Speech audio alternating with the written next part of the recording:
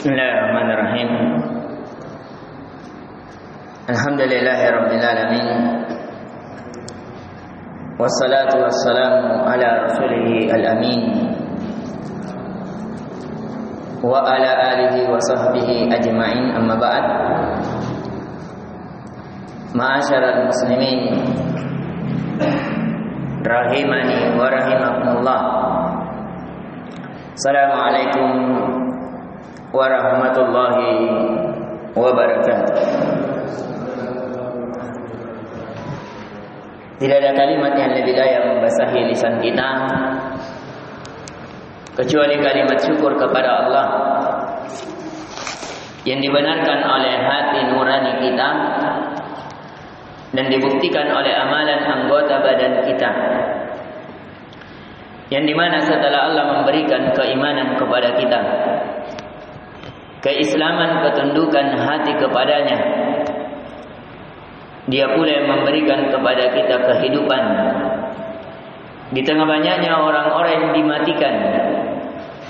Terlebih khusus kita berada di hari-hari yang terbaik, yang kata Nabi sallallahu alaihi wasallam dari Ibnu Abbas, qala Rasulullah sallallahu alaihi wasallam, ma min ayyamin al-amalu salihu fihinna ahabbu ila Allah min hadhil ayyamil ashr.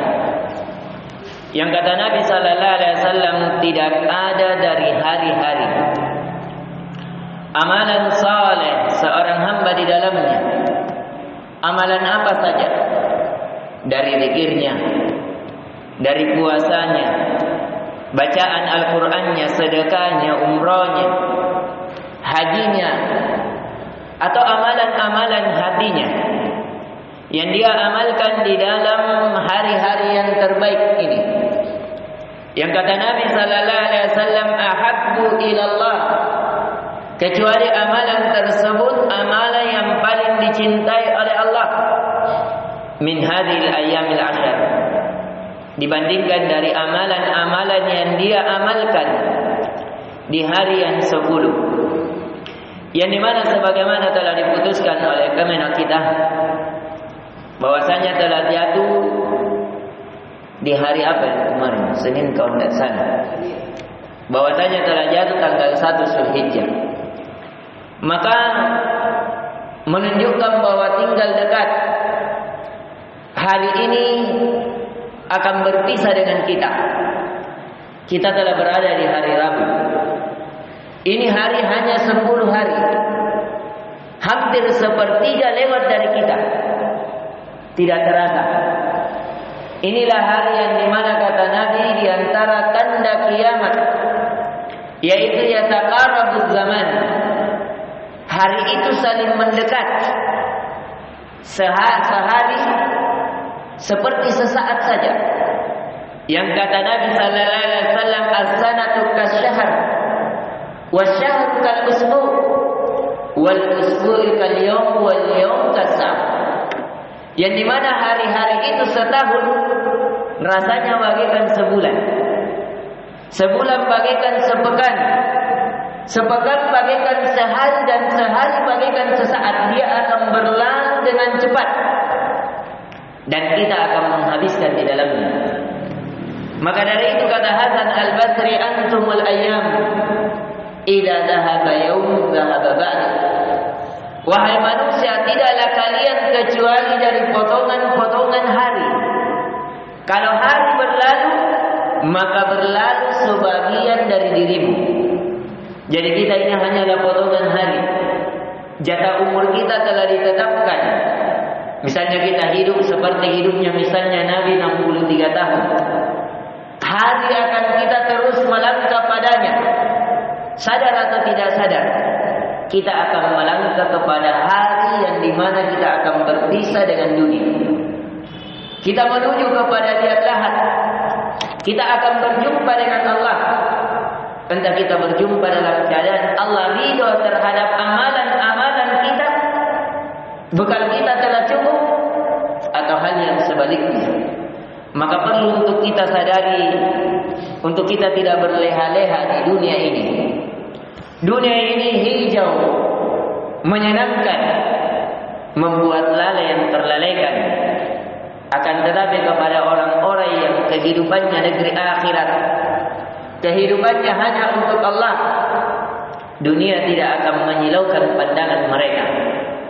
Mereka akan fokus pada hidup dan matinya untuk Allah. Mereka akan fokus mengapa dia dicipta untuk beribadah kepada Allah. Dan tidaklah berlalu hari kecuali dia berlalu padanya amalan kebaikan yang ia tinggalkan untuk dirinya, keluarganya atau bangsa dan negaranya, baik untuk kehidupan dunia, alam barzah dan akhiratnya. Maka ma'asyaral muslimin wal muslimat rahimani wa rahimakumullah. Dan di antara hari yang kita berada di dalamnya sekali lagi, itu di antara hari yang diharamkan, hari yang dimuliakan, yaitu di bulan Zulhijjah. Maka penting untuk kita berbekal padanya. Dan sebagaimana di pertemuan sebelumnya, alhamdulillah, kita telah mengambil dari keutamaan bulan Zulhijjah, bahwa bulan Zulhijjah adalah bulan yang diagungkan. Dan siapa yang mengagungkan apa yang Allah agungkan, dia akan diagungkan. Bulan Zulhijjah adalah bulan dimuliakan. Siapa yang memuliakan apa yang Allah muliakan, dia akan dimuliakan. Dan bulan Zulhijjah, dia adalah di antara hari-hari seseorang berhaji. Karena berhaji tidak semua hari bisa berhaji. Maka dari itu kita ingatkan, bagi siapa yang mampu berhaji, maka berhajilah. Karena kita tidak ketahui apakah kemampuan kita ini masih mampu di tahun depan, di tahun selanjutnya, di tahun selanjutnya, ataukah tidak. Maka jangan kita berleha-leha. Banyak orang yang mengatakan kami tidak mampu berhaji, padahal tanahnya berhektar-hektar. Banyak yang mengatakan kami tidak mampu berhaji, padahal mobilnya 3, motornya 4, tanahnya di tengah kota. Di mana kecintaan kita kepada Allah? Kita memiliki rumah tidak wajib. Ini harus kita pahami. Memiliki rumah tidak wajib, harus kita miliki. Kami bisa kontrak. Ini kita biasa beda mindset. Kalau rumah untuk kita tempati tinggal, kita usahakan simpan uang baik-baik. Tapi kalau untuk beribadah, terkadang jangankan kita sisipkan, untuk kita pikirkan saja terkadang tidak terpikirkan. Allah musta'an. Allah yang maha tahu di mana kecintaan kita. Maka dari itu dilihat, kalau kita melihat ada satu kisah dari kalangan para ulama yang mereka sampai berjalan kaki menuju haji, sampai mereka berjalan berbulan-bulan. Mereka mencari dari bekal-bekal mereka di jalan, selama dia tetap juga memberikan bekal kepada keluarganya. Karena itu diantara seseorang dikatakan mampu berhaji. Kalau dia memiliki bekal untuk menuju ke Baitullah, dan dia menyisipkan orang yang dia tanggung agar dia tidak terlantarkan, kemudian dia dalam keadaan aman, kemudian dia menuju ke Baitullah. Maka ma'asyaral muslimin wal muslimat rahimani wa rahimakumullah, sebelum kita memasuki dari fikih ringkas tentang haji, kita lihat dulu haji ini bagaimana hukumnya. Tentunya menjadi suatu yang telah disepakati oleh para ulama bahwa hukum haji adalah wajib, bahwa hukum berhaji adalah wajib. Wajib bagi seorang muslim mampu. Mampu itu ada dua. Mampu secara keilmuan dan mampu secara finansial. Jadi secara keilmuan dia memiliki ilmu tentang haji, barulah dikatakan mampu. Karena apalah daya, kalau dia memiliki kemampuan secara finansial, dia berhaji, tapi hajinya tidak seperti hajinya Nabi Sallallahu Alaihi Wasallam, tidak ada ilmu di dalamnya, maka bisa dikatakan nolak. Karena ibadah tidak akan diterima kecuali 3 syaratnya. Yang pertama, dia harus seorang muslim. Yang kedua, dia harus ikhlas, dia lakukan karena Allah. Kemudian yang ketiga, syaratnya harus sesuai dengan petunjuk Nabi sallallahu alaihi wasallam. Maka dari itu tentang haji khususnya kata Nabi sallallahu alaihi wasallam, "Khudhu anni manasikakum." Ambillah dari itu, kata Nabi, manasik kalian. Tata cara haji kalian, ambil dariku. Jangan dari selain itu. Ini lafaznya sebagaimana lafaz yang Nabi tegaskan di dalam salat. Sallu kama ra'aitumuni usolli. Salatlah kalian sebagaimana kalian melihat salat. Karena siapa salat yang salatnya tidak sesuai tuntunan Nabi, maka bisa batal salatnya. Begitu pula dengan haji. Dan haji ini yang pertama sebagaimana yang telah kita kirimkan, maknanya al-qasdu, yaitu bermaksud. Jadi pertama dulu sebagaimana yang telah kita kirimkan di grup, bahwa makna haji adalah al-qasdu, yaitu maksud, berkunjung. Maksudnya mengunjungi Baitullah. Maka secara istilah kata para ulama, qasdu Baitullah al-haram li'ada'i a'malin makhsusah fi zamanin makhsusah ta'abbudan lillahi ta'ala. Wa qala ta'ala walillahi 'alan nasi hajjul baiti man istata'a ilaihi sabila. Jadi haji secara istilah yaitu seseorang memaksudkan untuk berangkat ke Baitullah al-Haram untuk melakukan amalan-amalan yang khusus.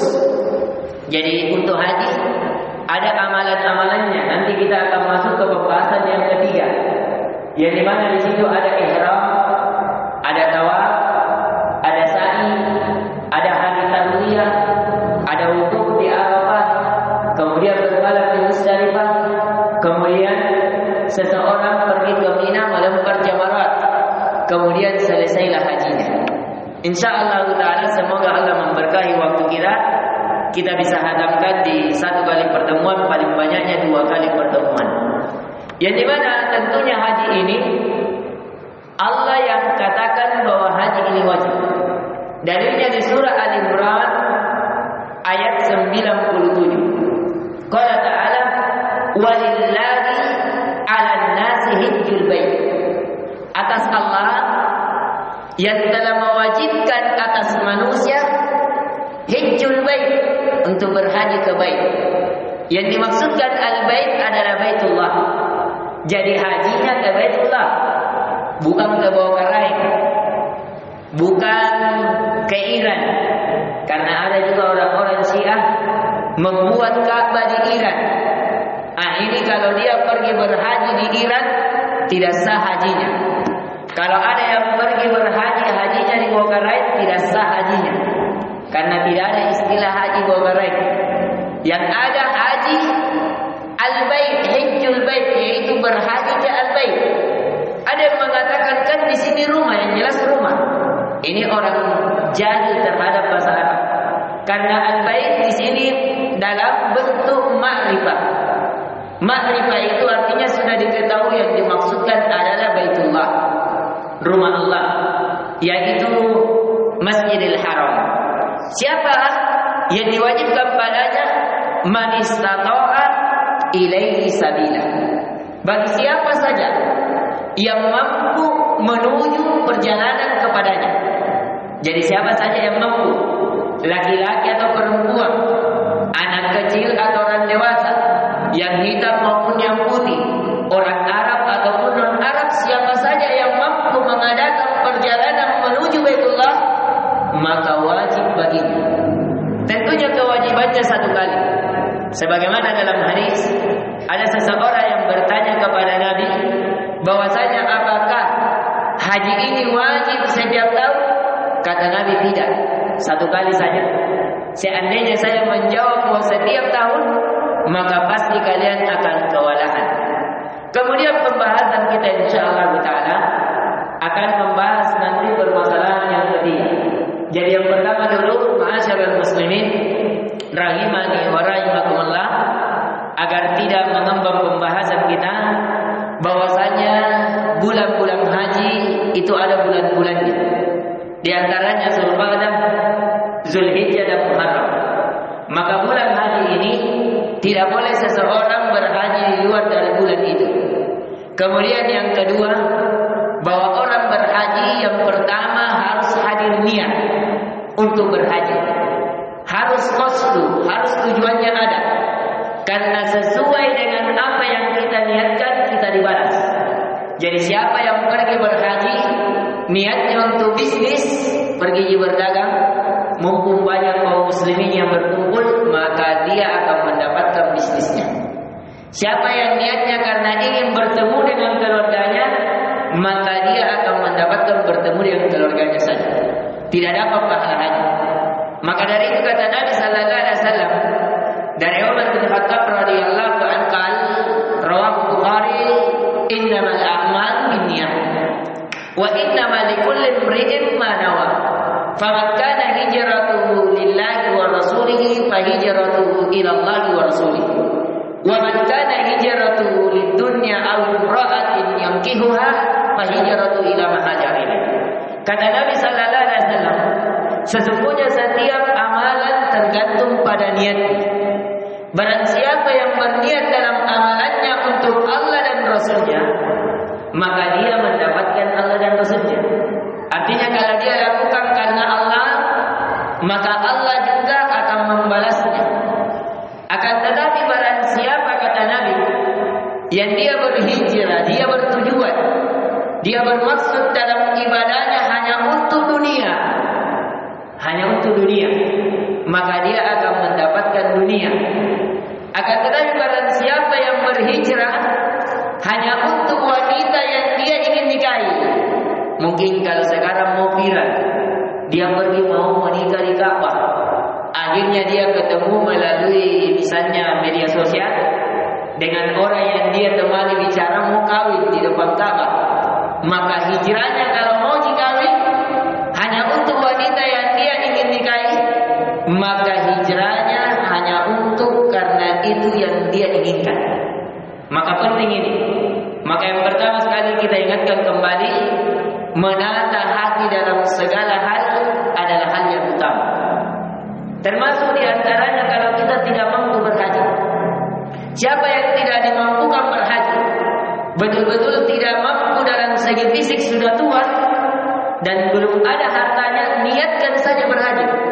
Kalau kita mati, meninggal, tidak berhaji tapi punya niat yang jujur untuk berhaji, maka kita dituliskan seperti orang yang berhaji. Dalilnya yang kata Nabi sallallahu alaihi wasallam tentang orang yang mati di tempat tidurnya, sedangkan dia sudah meniatkan untuk mati syahid.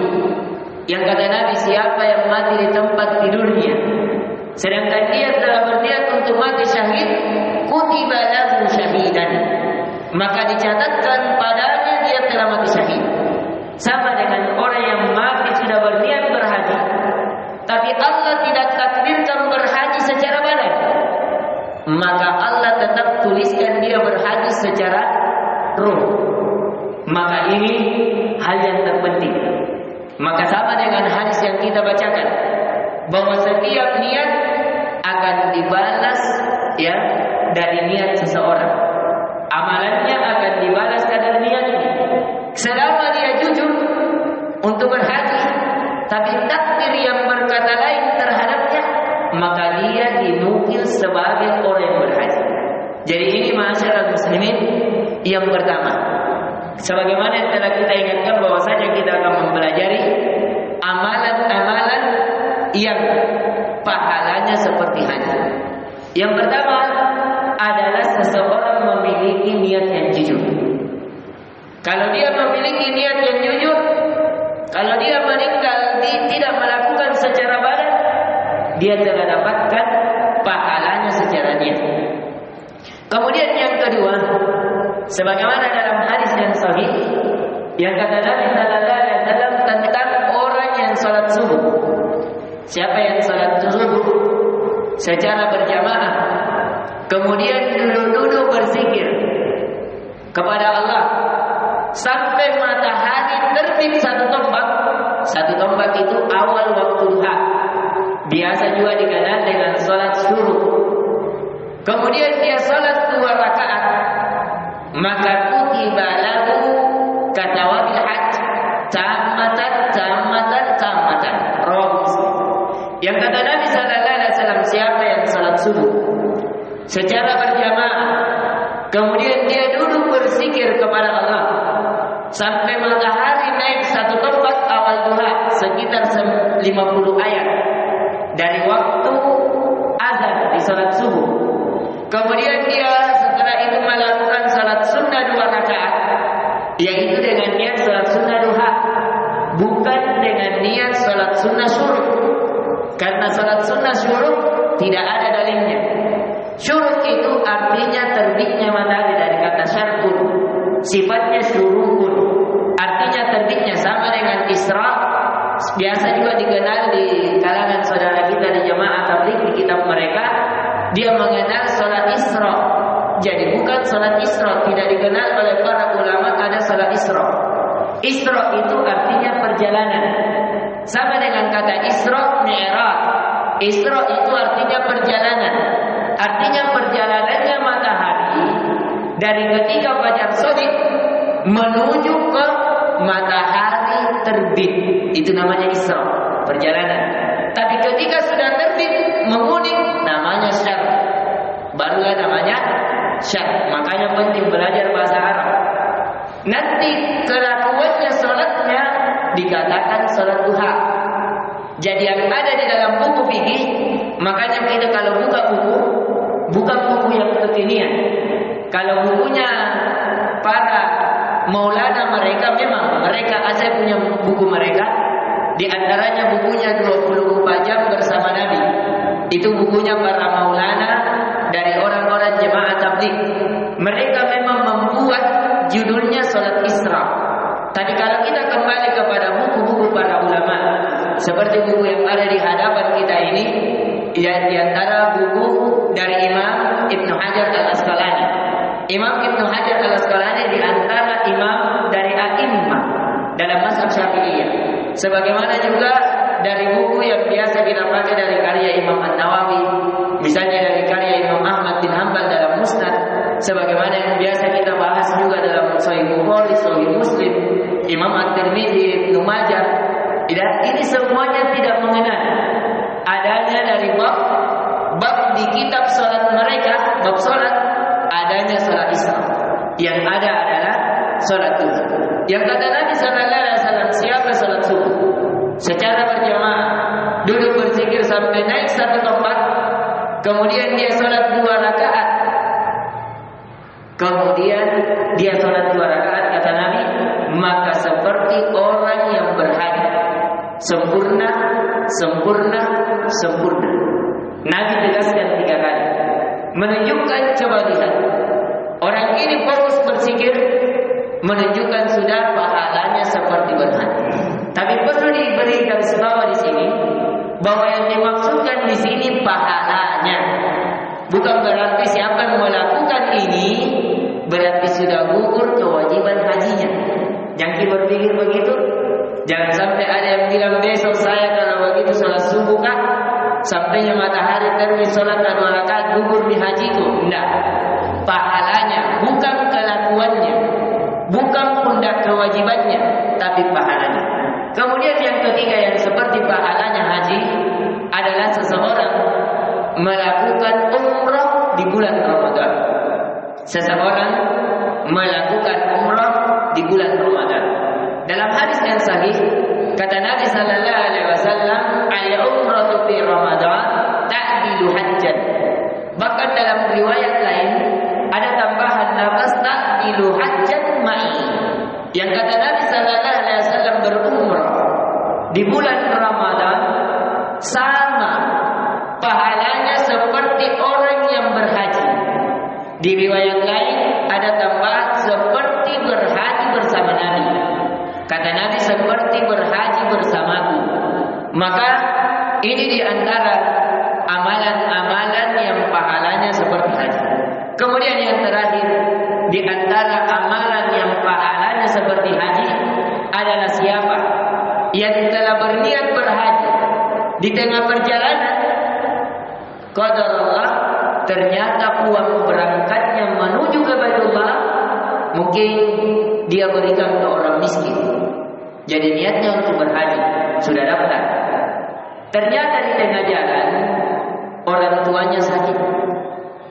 Orang tuanya sakit, membutuhkan biaya yang banyak. Sebenarnya dia perlu mau sisihkan ini uangnya untuk haji. Tapi kalau tidak dioperasi orang tuanya, dia tidak keluarkan uangnya, maka bisa meninggal orang tuanya. Akhirnya dengan berat hati uang hajinya, dia bantu orang tuanya.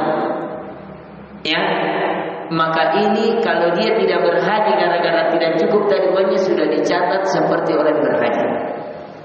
Ini dalilnya seperti pernah terjadi kepada orang yang soleh, dikenal kesolehannya.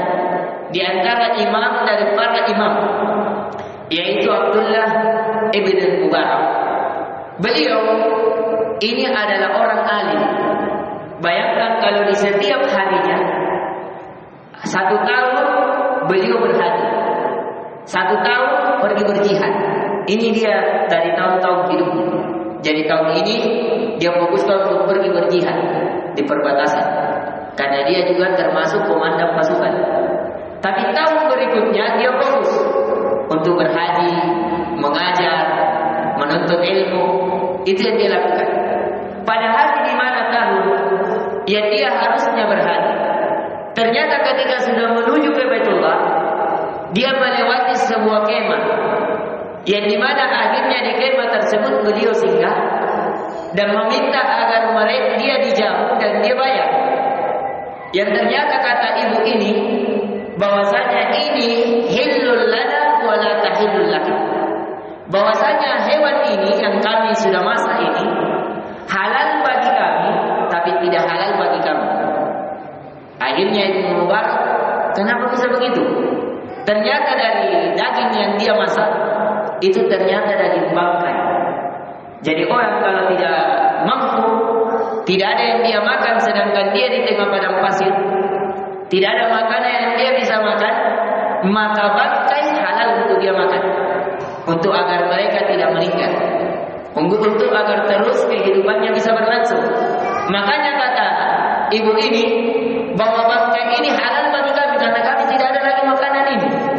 Tapi bagimu, karena yang dilihat Ibnu Mubarak termasuk orang yang pakaiannya luar biasa, tidak halal bagimu. Maka Ibnu Mubarak pun mengatakan setelah dijelaskan, dia pun mengambil uangnya yang dia pakai bekal menuju haji, dia berikan kepada orang fakir ini untuk dia menjadi biaya hidupnya dengan anaknya. Akhirnya dengan itu dia pulang. Ternyata ketika dia pulang, orang-orang yang berada dari kampung halamannya menceritakan tentang dirinya dilihat di Baitullah, sampai dia meminta doa agar apa? Dimintakan doa agar hajinya diterima. Ya, jadi tapi di sini perlu kita perhatikan, ini bisa jadi artinya orang yang telah dicatatkan. Adapun kalau dia seperti pemahaman para tasawuf, bahwasanya dia berhaji cukup dengan duduk, ya sampai dilihat jasadnya di sana, wallahu taala, apakah dia dihitung atau tidak, dan kita berlindung dari pemahaman yang tersesat di dalam. Akan tetapi yang kita ingin ambil faedah di dalamnya, bahwasanya di antara yang dicatatkan sebagai orang yang melakukan haji adalah orang yang telah bertekad bulat untuk berhaji, tapi satu dengan lain hal dia terhalangi karena ada maslahat yang lebih besar yang dia harus kedepankan, sehingga dia kedepankan hal tersebut. Itu telah dicatatkan padanya berhaji. Dan kemudian kita mengambil pelajaran juga bahwasanya haji ini adalah ibadah, maka perlu untuk mengikhlaskan diri seorang hamba kepada Allah. Kemudian di antara keutamaan haji itu mengampuni dosa, mengampuni kesalahan, kemudian memperindah jiwa, kemudian mempertegas tauhid, kemudian di sana seseorang akan dibalaskan padanya surga. Sebagaimana kata Nabi sallallahu alaihi wasallam, "Man hajja lillah falam yarfas wa lam yafsuq, raja'a ka yaumi waladatu ummi." Barang siapa yang berhaji karena Allah, tidak berkata-kata kotor, tidak melakukan kefasikan, maka dia kembali sebagaimana seorang bayi yang baru dilahirkan oleh ibunya. Dalam hadis yang sahih kata Nabi sallallahu alaihi wasallam, "Wal hajjul mabrur laisa lahu jazaa'un illal jannah." Haji yang mabrur, haji yang baik, tidak ada balasannya kecuali surga Allah Subhanahu wa taala. Kemudian yang perlu kita pahami bahwa haji itu terbagi tiga. Bahwa haji terbagi tiga. Yang pertama ada namanya haji ifrad. Haji ifrad adalah seseorang berhaji saja. Jadi dia melakukan haji saja. Yang kedua ada namanya haji qiran. Haji qiran dari kata qar. Qar artinya menggabungkan. Artinya dia gabungkan antara umrah dan haji, tapi satu kali jalan. Jadi dia berumrah, berhaji, tapi tidak ada tahallul di antara keduanya. Yang ketiga ada namanya haji tamattu. Haji tamattu. Jadi perhatikan nih, tamatta'a ya tamatta'u tamattu'an. Artinya bersenang-senang. Bukan haji tamattu. Harus kiri, bukan harus mim, bukan ba. Kalau mim tamattu artinya bersenang-senang. Kenapa dikatakan haji bersenang-senang? Karena dia berumrah dulu. Setelah berumrah tahallul. Jadi tahallulnya awal mencukur. Setelah itu bersenang-senang di kota Mekah. Nanti di hari ke-8 baru pergi berhaji lagi. Namanya di hari tarwiyah. Nah, ini dia bisa melakukan hal apa saja yang diharamkan pada haji. Tapi kalau qiran tadi tidak boleh. Tidak boleh memakai parfum, tidak boleh memakai pakaian berjahit, tidak boleh bersentuh dengan istrinya. Karena ini ada nanti hal-hal yang diharamkan, dilarang pada saat melakukan haji. Tapi kalau tadi sudah tahallul, maka dia boleh. Boleh. Tapi nanti di hari dia memakai ihram kembali untuk haji, barulah dia diharamkan lagi apa yang telah diharamkan. Intinya kalau dia memakai ihram, berarti ada hal-hal yang diharamkan. Kalau sudah tahallul berarti ada yang sudah dihalalkan. Itu maksudnya. Jadi inti pelajaran yang bisa kita petik, yang pelajaran pertama bahwa haji artinya memaksudkan seseorang beribadah kepada Allah dengan amalan-amalan tertentu di Baitullah pada waktu tertentu dan melakukan untuk Allah. Kemudian yang kedua, bahwasanya haji ada 3 jenis. Yang pertama haji ifrad, haji saja. Yang kedua haji qiran, umrah dan haji tapi dilakukan sekaligus. Yang ketiga adalah haji tamattu, yaitu berumrah dan berhaji tapi ada selah di antara keduanya seseorang bersenang-senang. Adapun pelaksanaan haji, yaitu seseorang yang pertama melakukan dulu ihram. Jadi melakukan ihram. Memakai pakaian ihram ada tempat-tempatnya. Ada tempat-tempatnya tergantung dari jalur mana kita melewatinya. Adapun biasa dikenal Hulaifah, itu kalau tempatnya penduduk Madinah. Jadi barang siapa yang turunnya kemudian melalui jalur Madinah, maka di sini tempat miqatnya.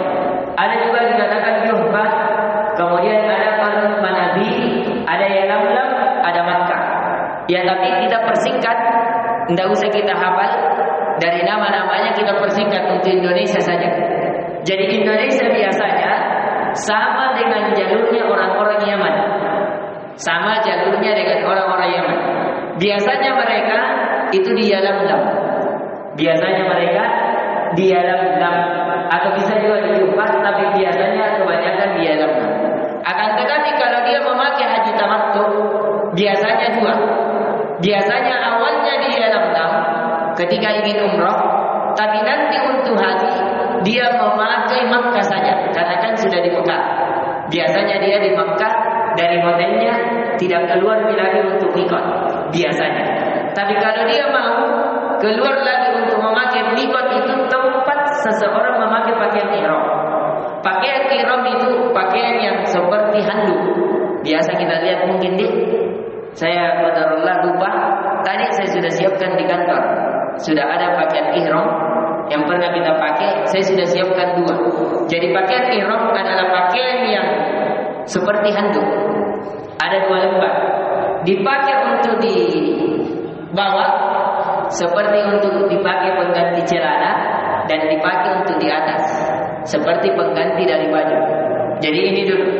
Jadi nanti ini pakaian ini dipakai, itulah yang dikatakan pakaian ihram.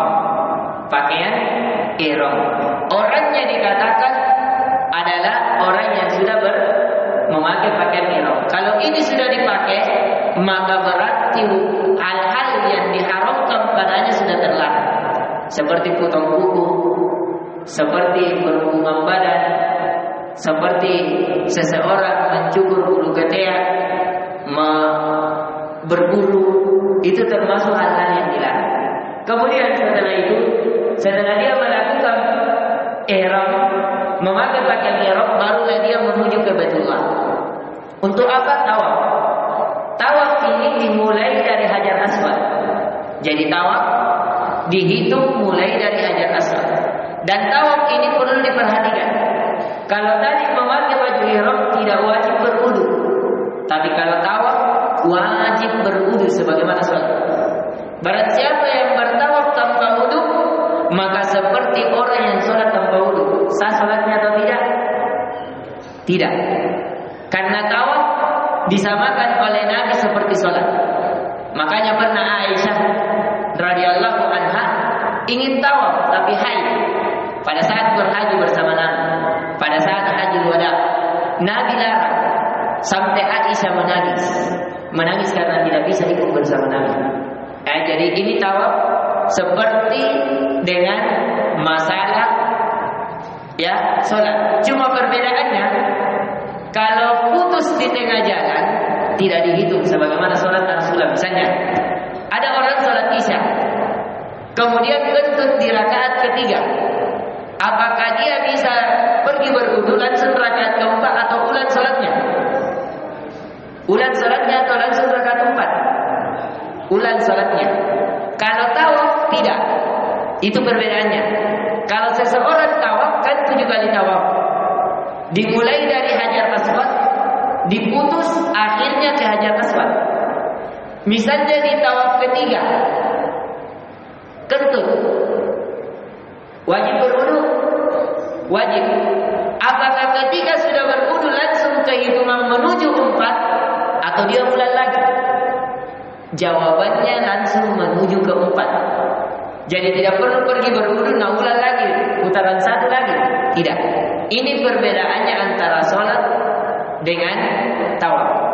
Perbedaan yang kedua antara sholat dengan tawaf, kalau sholat tidak boleh orang berbicara di pada saat sholat. Tapi kalau tawaf boleh berbicara. Perbedaan yang ketiga, kalau pada saat tawaf, kalau capek, kosong, mau minum bisa. Bahkan mau makan gula-gula bisa. Tapi kalau sholat tidak bisa, batal langsung sholatnya. Kalau singkat misalnya kosong dengar ke imam ke sholat tarawih, duduk dulu minum, nyale kopi tarom, itu tidak bisa, batal sholatnya. Ini diantara perbedaan dan masih banyak perbedaannya, tapi waktu yang membatasi kita. Jadi inti pelajarannya bahwasanya setelah memakai pakaian ihram di tempat miqat, kita menuju apa? Ka'bah. Setelah Ka'bah kita percepat. Setelah Ka'bah kita lakukan apa tadi jemaah? Mohon maaf, ini praktek yang lebih banyak berbicara harusnya kita. Harus disamakan. Jadi setelah tadi masuk ke Ka'bah, tawaf. Dihitung dari mana? Dari Hajar Aswad. Dia berputar 7 kali. Wajib berwudu. Kalau terputus di tengah jalan, dihitung dari awal atau disambung? Disambung. Setelah itu kita sholat di Maqam Ibrahim. Maqam Ibrahim itu ada yang kayak mirip-mirip begini. Jadi Maqam Ibrahim banyak kesalahan, dia cium-cium di situ. Ini tidak ada syariatnya. Yang dibenarkan di situ seseorang sholat dia jadikan sutra maqam Ibrahim. Sholat 2 rakaat, di rakaat pertama baca Al-Fatihah kemudian surah Al-Kafirun, rakaat kedua baca surah Al-Fatihah kemudian Al-Ikhlas. Kemudian setelah itu dia mencium Hajar Aswad. Tapi kalau dia tidak mampu, maka cukup dia mengisyaratkan dengan ucapan Bismillahi Allahu Akbar. Setelah itu dia pergi untuk sa'i, naik ke sofa, dia angkat tangannya, dia berdoa menghadap ke Baitullah. Adapun di Ka'bah tidak ada doa tertentu, tapi dianjurkan memperbanyak zikir. Kecuali antara rukun Yamani dan Hajar Aswad. Jadi rukun Yamani seperti yang Hajar Aswad. Jadi di sampingnya Hajar Aswad ada seperti juga Hajar Aswad, tapi tidak ada dia batu dari surga padanya, hanya sebagai tanda. Maka di situ dianjurkan untuk berdoa Rabbana atina fid dunya hasanah wa fil akhirati hasanah wa qina adzabannar. Kemudian ke sofa, di sofa itu dia berdoa menghadap ke Ka'bah. Jadi dianjurkan kalau kita sholat selain di Masjidil Haram menghadap ke tempat sujud. Tapi kalau di Ka'bah menghadap ke Ka'bah. Jadi kalau kita sholat di depan Ka'bah itu menghadapnya ke Ka'bah, bukan ke tempat sujud. Itu disepakati oleh para ulama. Jadi kalau kita sholat di hadapan Ka'bah menghadap ke Ka'bah, dan itu beda nuansanya. Ada memang karismatiknya itu Ka'bah. Bagi orang-orang yang pernah merasakan di hadapannya itu betul mengalirkan air mata. Jadi memang Ka'bah dia punya ketenangan, punya wibawa. Seandainya orang itu betul-betul seperti kayak beribawa sekali, itu Ka'bah. Ada memang perbedaan dengan tempat-tempat yang lain. Terasa hening, terasa tenang, terasa sejuk seseorang di hadapannya. Kemudian setelah itu dia berjalan sampai mendapati lampu hijau.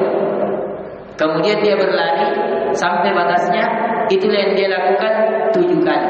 Tapi bukan 7 kali bolak-balik. Sana 1, kembali 2, ke sana lagi 3. Berarti dia berhenti di Marwah. Kemudian di pintu Marwah disitulah dia berhenti, kemudian kembali berdoa lagi, kemudian dia tahan dulu. Mungkin ini sedikit dari apa yang bisa kita sampaikan. Adapun kalau umrah ini sudah selesai. Jadi tadi kalau umrah sudah pakaian ihram, kemudian tawaf, kemudian dia sa'i, kemudian tahallul, selesai umrahnya. Jadi umrah itu 1 jam sudah selesai. Kenapa berhari-hari? Itu hanya sekedar tambahan supaya memperbanyak ibadah di Masjidil Haram. Ini kalau umrah sudah selesai. Akan tetapi kalau haji dia sudah mencukur, dia menunggu di hari ke-8, baru nanti dia lanjutkan menuju ya ke tempat yang dimana di situ tarwiyah untuk memakai pakaian ihram, baru menuju ke Arafah, nanti Arafah ke Musdalifah, Musdalifah ke Mina. Setelah itu barulah dia melepaskan pakaian haji. Mungkin ini yang bisa saya sampaikan. Insyaallah taala di pertemuan setelahnya akan kita lanjutkan tentang pelaksanaan haji terlebih khusus, dan kita azan dulu kemudian kita berikan benang merah dari pelajaran kita. Ya, kita ambil sedikit. Jadi sebagaimana yang tadi kita kabarkan, sampai setelah tahallul, maka kalau dia berumrah sudah selesai. Adapun kalau dia berhaji dan mengambil haji qiran, hajian langsung, maka dia langsung lanjut pergi ke tempat di mana dia bermalam, yaitu di Mina. Akan tetapi ini dia lakukan di tanggal 8. Jadi dia di Mina ketika di tanggal 8. Dia lakukan ini terus sampai bermalam, sampai matahari terbit lagi di hari ke-9, barulah dia menuju Arafah. Nanti kalau di Arafah berarti tanggal 9, maka disitulah dia wukuf. Arafah ini wajib seseorang wukuf padanya. Yang kata Nabi Sallallahu Alaihi Wasallam, al-hajju Arafah, haji itu di Arafah. Siapa yang tidak wukuf di Arafah, maka tidak sah hajinya. Biar lagi sekarat, bahkan sekarat, seandainya sekarat di rumah sakit, harus dibawa dengan ambulansnya ke Arafah. Karena siapa yang tidak wukuf di Arafah, maka tidak ada haji baginya. Wajib tahun depan untuk melakukan haji. Dan di tanggal 9 ini, kalau sudah matahari tenggelam, barulah dia bisa menuju ke Musdalifah. Jadi nanti di Musdalifah, baru dia lagi sana salat maghrib dan isya, kemudian salat subuh, dan di sanalah dia barulah menuju ke ada suatu gunung yang dia dianjurkan berdoa padanya di situ. Tapi bukan berdoa pada gunung, tapi berdoa kepada Allah. Tapi naik di bukit yang tinggi, dia lebih diharapkan padanya lebih mustajab doa. Kemudian setelah itu barulah dia ke Mina kembali. Jadi ke Mina nanti dia melempar jamarat. Kenapa dikatakan jamarat? Jamarat itu artinya lemparan. Jamratut lemparan, jamarat lemparan. Karena dia akan melemparkan kerikil-kerikil kecil sebanyak 7 biji.